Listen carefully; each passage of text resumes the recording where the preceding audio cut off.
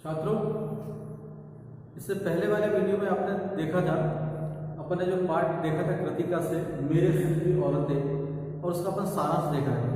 अपन ने भूमिका देख ली थी, स्टार्ट अपन ने कर दिया था उस पार्ट को।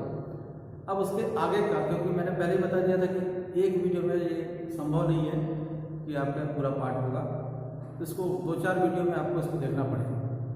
अब अपन आगे का देख रहे हैं, उसी को आप कंटिन्यूटी में देखोगे तो आपको फिर ये बातें समझ में आ जाएगी।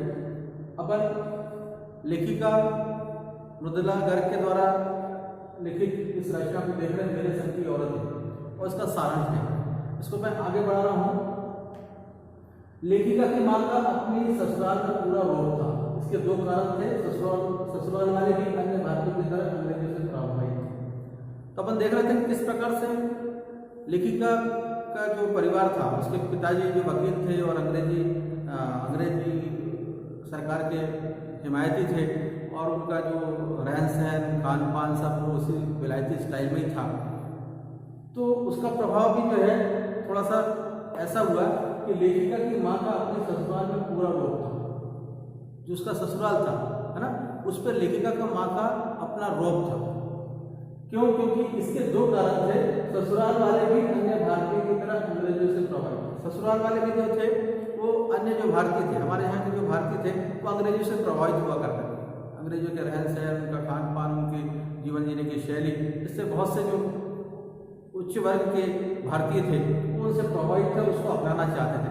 और इसीलिए जो है उसके ससुराल वाले जो थे वो भी अंग्रेजों से के उस रहन सहन से प्रभावित थे, और इसीलिए उसका प्रभाव, उसके माँ का प्रभाव उनके ससुराल पर बहुत ज़्यादा था। भले उनका लड़का खाली जेब क्रांति करता रहे, लेकिन घर में दबदबा अंग्रेज वक्त ससुर का चलता। अब अपन ने पढ़ा कि उन्होंने प्यारेलाल को बुलवा भेजा कि भाई मेरी लड़की की शादी किसी क्रांतिकारी से होनी चाहिए। तो भले ही उनका जो लड़का था खाली जेब क्रांति करता रहता था, किंतु घर में दबदबा किसका था? अंग्रेज भक्त ससुर का चलता था। अंग्रेज के जो भक्त ससुर जी थे उनका ही दबदबा चलता था। ऐसी स्थिति में घर में एक सिलसिले लड़के की क्रांतिकारी पत्नी का होना बड़ी कथा सा रोमांच पैदा करता। और ऐसी स्थिति में एक तरफ ससुर जो है पूरा लगभग परिवार वो किसके फेवर में बात कर रहा है? अंग्रेज सरकार के। लेकिन उसी परिवार में से एक जो सिरफरे लड़की का जो है, ऐसा सिरफरा लड़का जो क्रांतिकारी है, जो अपने देश को आज़ाद कराना चाहता था, उसका एक क्रांतिकारी पत्नी, है ना, का होना, उसका विवाह हो जाना उस लड़के के साथ एक परी कथा सा रोमांच पैदा करता है। परी कथा मतलब जैसे हम परियों की कथा पढ़ते हैं ना, परियों की कथा जैसे एक रोमांच पैदा करती है, वैसे ही उस समय ऐसा लगता था कि एक परियों की कथा है, क्योंकि ऐसा संभव होता नहीं था, ऐसा जनरली देखने को मिलता नहीं था। लेखिका की माँ की शख्सियत बहुत प्रभावित थी। वे सुंदर, नाजुक, ईमानदार, निष्पक्ष तथा गैर बुनियादार थी। अब लेखिका अपनी माँ के बारे में ये बता रही है कि लेखिका की माँ जो थी, ये उसकी शख्सियत बहुत प्रभावशाली महिला थी, है ना। वे सुंदर, नाजुक, ईमानदार, निष्पक्ष तथा गैर बुनियादार थी। अब उसके प्रभावशाली होने के पीछे कुछ कारण हो, तो पहले अपन एक कारण देख लिया क्योंकि वो बड़े घर से आई थी, है ना। और दूसरी बात ये थी कि सुंदर, नाजुक, ईमानदार, निष्पक्ष तथा गैर बुनियादार थी। ये तो आपको समझ में आ गया। इसलिए कोई उन्हें घर के सामान्य कामकाज भी करने को नहीं कहता। अपन ने उससे पहले भी देखा कि उनकी सास उनकी मजाक उड़ाती थी, क्योंकि बहुत दुबली पत्ती थी, बहुत नाजुक सी थी, है ना। वो हमेशा बीमार भी रहती। जब आप इस पाठ को पढ़ोगे तो आपको लगेगा कि वो बहुत ज़्यादा बीमार भी हमेशा रहती है। तो बहुत सुंदर, नाजुक, ईमानदार, निष्पक्ष और गैर बुनियादार की थी, और इसलिए घर का कोई सामान्य काम भी उससे कुछ कराता नहीं था, है ना। उनकी तो सलाह भर ली जाती थी, जिसे पत्थर की लकीर की तरह निभाया, सिर्फ उनकी सलाह ली जाती थी। उस परिवार में उनकी सलाह ली जाती थी, और वो जो सलाह दे दे उसको पत्थर की लकीर के समान उसको अपनाया जाता था, उसको माना जाता था। उसने जो बोल दिया उसको पूरा परिवार उसको फॉलो करता था। उनकी सास ही नहीं, जेठानियां और सहपति भी उनकी घर गृहस्थी का काम को संभाले थे। अब उनकी सास ही नहीं, है ना, लिखिएगा कि माँ की जो सास थी वो ही नहीं, उनकी जेठानियां, उनके पति और उनके और भी जो घर के सदस्य थे उनके घर गृहस्थी का काम संभाल लेते थे। जो भी उनका काम हुआ करता था वो उनके परिवार के सदस्य जो है संभाल लेते थे, उनको करने के लिए नहीं कहा जाता है, ऐसा या फिर नहीं दिया जाता। लेखिका की माँ में आज़ादी का बहुत जुनून था। लेखिका की माँ में एक खासियत थी कि आज़ादी का बहुत ज़्यादा जुनून था, किंतु वे उसे अपने ही आज़ाद ख्यालों से निभाती थी। मैंने पहले अपने उसको पढ़ा कि सभी जितनी महिला है सब ने अपने आज़ादी का जो सब पक्षधर थी और स्वयं ने अपने शब्दों पे अपना जीवन को जिया। और यहाँ पे भी लिखा गया कि वे उसे अपने ही आज़ाद कहने से निभाती थी। वे आम भारतीय माँ की तरह बिल्कुल नहीं थी। उन्होंने न तो कभी बच्चों को लाड़ प्यार किया, न खाना पकाया, न घर बार संभाला। अब वो ऐसी महिला थी, ऐसा उनका जीवन था कि न वो अपने बच्चों को ज़्यादा लाड़ प्यार करती थी, न उनके लिए खाना पकाती थी, उनकी देखभाल करती थी, है ना, न ही उन्होंने घर को संभाला था। इसका प्रमुख कारण था उनके कामों में अरुचि, दूसरा कारण था बीमारी। दो कारण थे, एक तो इन कामों में उनकी अरुचि थी, उनको इसमें कोई इंटरेस्ट नहीं था, दूसरा था वो बीमार रहती थी, हमेशा कैसी रहती थी, बीमार। उनका अधिकांश समय किताबें पढ़ने, संगीत सुनने और साहित्य चर्चा में बीतता था। अब उनकी माँ के बारे में बता रही है लेखिका कि उनका अधिकांश समय जो है किताबें पढ़ने में, साहित्य की चर्चा करने में, संगीत सुनने में, इसमें बीत जाता था। सब उनके प्रति श्रद्धा रखते थे। इसके 3 कारण थे: साहबी खानदान का होना, कभी झूठ न बोलना, की गोपनीय बात को दूसरे पर प्रकट करना। अब सब उनका सम्मान करते थे, उनके प्रति सबकी श्रद्धा थी। उसके पीछे 2 कारण थे कि एक तो थे वो सहाबी खानदान से आई थी, बड़े बड़े परिवार से आई हुई थी, है ना।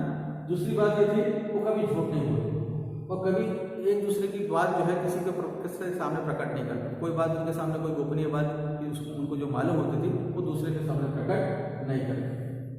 ये उनकी खासियत है, ठीक है। और वो झूठ नहीं बोलते थे, कभी झूठ नहीं, उन्होंने कभी झूठ नहीं बोला। इन कारणों से घर वाले तथा बाहर वाले सब उनका सम्मान करते थे। वे अपने बच्चों की मित्र थे। इन कारणों के कारण जो है घर वाले और बाहर वाले, सिर्फ घर वाले ही नहीं, बाहर वाले भी उनका सम्मान करते थे, उनका आदर करते थे। वो बच्चों के साथ मित्रता का उनका व्यवहार था। मातृत्व की कमी को पिता पूरा करते थे। और मातृत्व की कमी जो कि अपने पहले पढ़ा कि बीमार होने के कारण अपने बच्चों की भी देखभाल नहीं कर पाती थी और बहुत ज़्यादा बच्चों के प्रति समर्पित नहीं थी, घर के काम काज करती नहीं थी। और इसीलिए जो है मातृत्व की जो कमी है उसको कौन पूरा कर देते थे? उनके पति कर देते थे, बच्चों के पिता पूरा कर देते थे। लेखिका के घर में सभी को निजत्व की पूरी छूट थी। किसी एक की चिट्ठी आती तो दूसरा उसे यह नहीं पूछता था कि उसमें क्या लिखा है। अब इस परिवार के अंदर निजत्व की सबको छूट थी, सब अपने अपने तरीके से अपना जीवन जीते थे।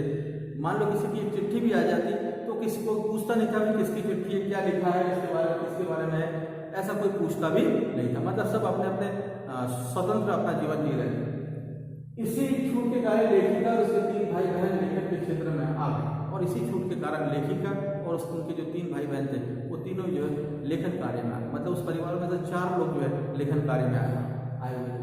लेखिका की परदादी वे लीक से परे चलने वाली महिला थी। उसने मंदिर में जाकर मन्नत मानी कि उनकी पोतों को पहला बच्चा लड़का न होकर लड़की। अब वो भी, उनकी परदादी भी जो थी वो भी एक अलग किस्म की महिला थी, मतलब लीक से हटकर चलने वाली। अपने इस परिवार के बारे में पढ़ा, अलग अलग महिलाओं को पढ़ रहा है, अपन हर महिला के बारे में देख रहा है कि वो स्वतंत्र विचारधारा वाली थी। वो अपने तरीके से अपना जीवन को जीती थी। तो उन्होंने भी क्या किया, उस समय लड़की का हो जाना, लड़की के घर में पैदा होना, किसी घर में लड़की का पैदा होना, वो उसको बहुत अच्छा नहीं माना जाता है ना। आज का भी यदि हम सामाजिक परिदृश्य देखते हैं तो लड़की का पैदा होना उसको थोड़ा सा लोग, आज भी हमारी जो मानसिकता उसमें सुधार नहीं आया। उसको बहुत से आप देखते होंगे कि लड़कियों को आज भी भ्रूण हत्या कर दी जाती है, हत्या कर दी जाती है, लड़कियों के साथ अमानवीय व्यवहार होता है। तो लेकिन उस समय तो ये सब चीज़ें बहुत ज़्यादा थी, उस समय ये सब चीज़ें बहुत ज़्यादा थी। लेकिन उसके बाद भी उनकी परदादी ने अपनी पोतों को पहला बच्चा लड़का ना होकर लड़की हो, ये मन्नत जाकर उन्होंने कहाँ मांग ली थी? मंदिर में, है ना, कि भाई मेरे पोतों को जो है वो, मतलब पोते की बहू को क्या हो? लड़का हो, पहला क्या हो जाए? लड़का हो। ये मन्नत उन्होंने कहाँ जाके मानी? मंदिर में।